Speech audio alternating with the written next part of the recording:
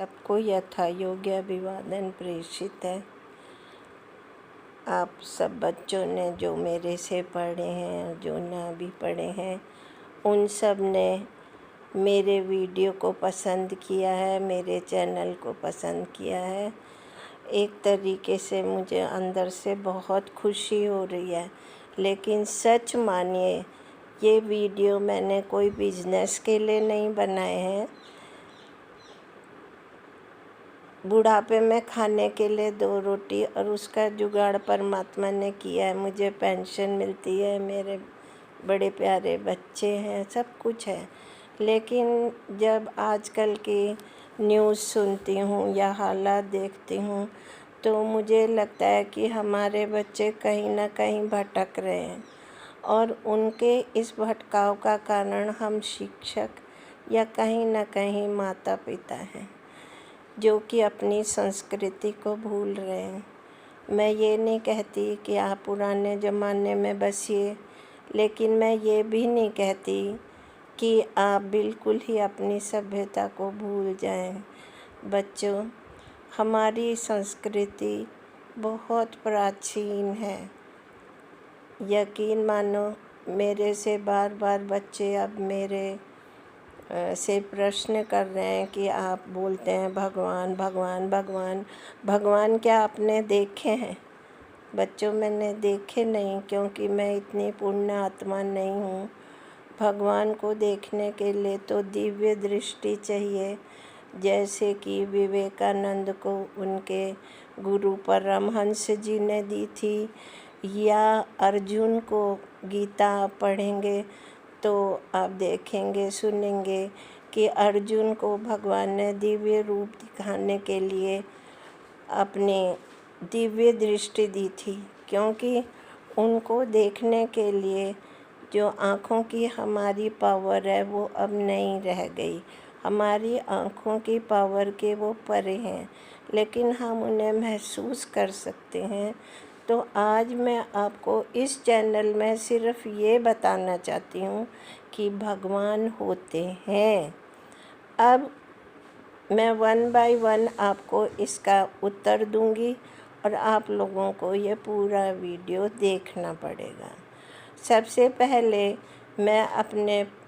पहले वीडियो में आपको बता चुकी हूँ कि हमारा धीरे धीरे विकास हुआ। हमने 84 लाख योनियाँ पार की, तब ये मानव जन्म हमें प्राप्त हुआ।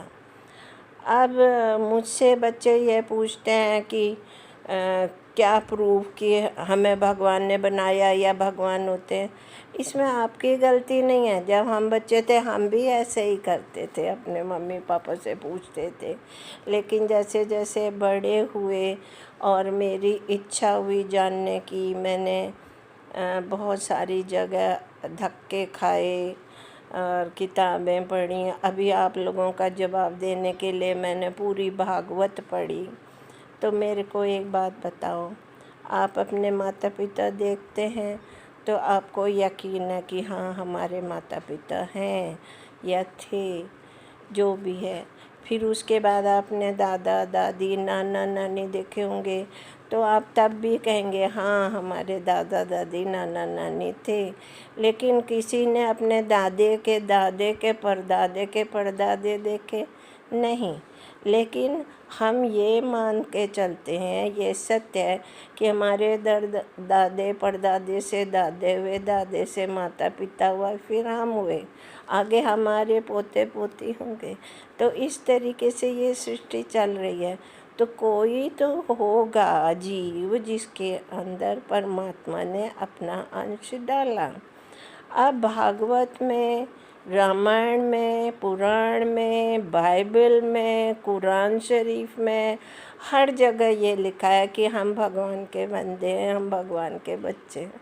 अब उस भगवान को आप क्राइस्ट मान लो, अल्लाह मान लो, गुरु नानक देव मान लो, बाबा जी मान लो, राम जी मान लो, कृष्ण जी मान लो, जीसस क्राइस्ट मान लो, कुछ भी मान लो, ठीक है। अब उनका हमारे अंदर अंश है। ये अंश क्या है ये मैं आपको बताती हूँ। इस अंश को कहते हैं आत्मा। अभी मैं बोल रही हूँ, चल रही हूँ, कल मेरी डेथ हो जाए, कोई भी मान लो, तो वो बोलने वाला रहा ही नहीं, वो तो चला गया, ये शरीर मिट्टी हो गई। वो बोलने वाली पावर कहाँ गई? उसी को आत्मा कहा जाता है। तो बच्चों, इसके लिए भी मैंने बहुत रिसर्च किया आपको समझाने के लिए, शायद आपको समझ आ जाए या मेरी बात आपको सही लगे। वैसे मेरे बच्चे तो बड़ी ऊंची ऊंची पोस्ट में हैं और बहुत ज्ञानी हो गए हैं। मुझे लिख के बताएंगे, कमेंट दे के बताएंगे कि उनको मेरी बात में विश्वास हो रहा है कि नहीं। तो साइंटिस्ट डंकन मैकडॉगल, एक साइंटिस्ट थे डंकन मैकडॉगल।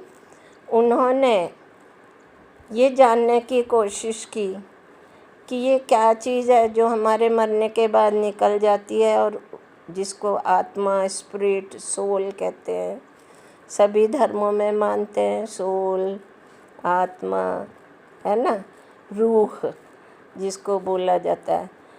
तो हमें इसका वेट लेना चाहिए, क्या फ़र्क पड़ता है।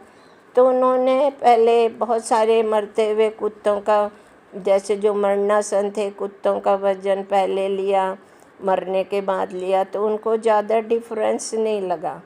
फिर उन्होंने 4-5 पेशेंट लिए, या तो जो बिल्कुल मरणासन हालत में थे, जिनकी बीमारी नहीं पता लग रही थी या भयानक बीमारी से थे। तो उन्होंने क्या करा कि उनके बेड के पास एक सेंसिटिव वेइंग मशीन लगा दी। सेंसिटिव वेइंग मशीन लगाने से क्या हुआ कि उनका वज़न लगातार ऑटोमेटिकली नपता रहा। जैसे ही उनकी डेथ हुई, उन्होंने ऐसे बहुत सारे रिसर्च की, तो डेथ के बाद बॉडी में जो पेशेंट थे उनका वेट लॉस हो गया, और हर एक का वेट लॉस होने के बाद वो बढ़ा नहीं, जबकि शरीर वही है, मटेरियल सारा उसमें वही है, हम 5 तत्वों से बने हैं। तो मसल्स है वही, ब्लड सॉलिडिफाइड हो गया, बोन है, सब चीज़ है। तो वज़न जैसे ही इंसान मरा, सोल निकली, तो वज़न 21 ग्राम 21 ग्राम लगभग कम हो गया। तो ये 20 ग्राम वेट किसका था? ये हमारी सोल का था। अब आप मुझसे ये पूछ सकते हैं कि फिर मरते हुए कुत्तों का वज़न क्यों नहीं कम हुआ? आप ही तो कहती हैं कि सृष्टि में जितनी चीज़ें हैं सब में परमात्मा का अंश है। बच्चों, है, ये हमारे ग्रंथों में भी लिखा है, भागवत में भी लिखा है। और मिस्टर बासु ने, जो साइंटिस्ट थे, उन्होंने बताया था कि पौधों में भी जान होती है। टच मी नॉट प्लांट देखिए, सनफ्लावर देखिए। और कहा जाता है कि पेड़ जब काटा जाता है तो बहुत ज़ोरों से चीखते हैं, जो हमारी सुनने की लिमिट से परे है ना। तो विकिपीडिया में भी देखिए, उसमें लिखा हुआ है कि पौधे भी बात करते हैं, लेकिन वो हमारी सुनने की शक्ति से या कम है या ज़्यादा है। तो कुत्तों के इसलिए वज़न कम नहीं हुआ क्योंकि भगवान ने जैसे जैसे इवोल्यूशन हुआ, हम सबसे हाईली इवोल्व्ड एनिमल हैं बायोलॉजी के हिसाब से। हमारे अंदर इंटेलेक्ट है, हमारे अंदर इमोशंस हैं, हम इमोशन एक्सप्रेस कर सकते हैं, हम बड़े बड़े इन्वेंशन कर सकते हैं, हम इमेजिनेशन कर सकते हैं, हम स्पेस तक पहुंच गए हैं, है ना। तो हमारे अंदर परमात्मा का परसेंटेज ज़्यादा है हमारी सोल में, और उन लोगों की सोल में हर एक में है, लेकिन कम कम है, वो भगवान को नहीं महसूस कर सकते। तो बच्चों, ये मान के चलो कि हम सब के अंदर भगवान है, और ये शरीर भगवान के द्वारा बनाया हुआ गया है, और हमारे के शरीर के अंदर जो हमें बुला रहा है, काम करवा रहा है, सोचवा रहा है, खाने को कह रहा है, हम खाने का जुगाड़ कर रहे हैं, चल रहे हैं, फिर रहे हैं, पढ़ रहे हैं, बोल रहे हैं, ये सब हमारी आत्मा करवा रही है, लेकिन वो हमारे कर्मों में नहीं साथ है। हम जो कुछ कर रहे हैं उसकी कोडिंग होगी और उसकी डिकोडिंग होके हमारा अगला जन्म होगा। कोई भगवान के पास बहुत बड़ी ग्रंथ नहीं है कि वो हमें देखें क्या क्या हुआ। उन्होंने कोडिंग डिकोडिंग आत्मा की कर लॉज ऑफ कर्मा कर लिए हैं। लॉज ऑफ साइकिल है, बर्थ डेथ है ना, वाटर साइकिल है, नाइट्रोजन साइकिल है, एनर्जी की साइकिल है, एक से दूसरे में फॉर्म में बदल रही है। इससे वो पूरे नेचर को कंट्रोल कर रहे हैं। तो ये मान के चलो बच्चों कि भगवान होता है और भगवान को हम अभी नहीं देख सकते, क्या पता आप लोग कोई देख लो, लेकिन महसूस तो हमने करना है। और महसूस करने के लिए सबसे पहले अपने शरीर को स्वस्थ रखना है। भागवत में लास्ट के 11वें स्कंद में कृष्ण जी ने मरने से पहले ये ज्ञान दिया था कि जो तुम लोगों ने अपने शरीर को भी स्वस्थ रखना है। उद्धव को संदेश दिया था। उद्धव उनका परम मित्र था और उनका कज़न भी था, उनका चचेरा भाई भी था। तो इसलिए हमने शरीर को स्वस्थ रखना है, जिससे हमारी आत्मा शांत से रहे, खुश रहे। और जब हम सुखी होंगे तन मन से, मन चेतन से, इंटेलेक्ट से, तो हम अच्छे से रह पाएंगे। हमें नहीं किसी बात की चिंता होगी, हम कर्मठ होंगे, हम कर्मयोगी होंगे। हमेशा भगवान को मान के चलो। मैं नहीं कह रही कि आप मंदिरों में घंटी घड़ियाल बजाओ, लेकिन सुबह उठ के हरि ओम तत्सत, भगवान तू ही है। सोने से पहले धन्यवाद भगवान, हरि ओम तत्सत।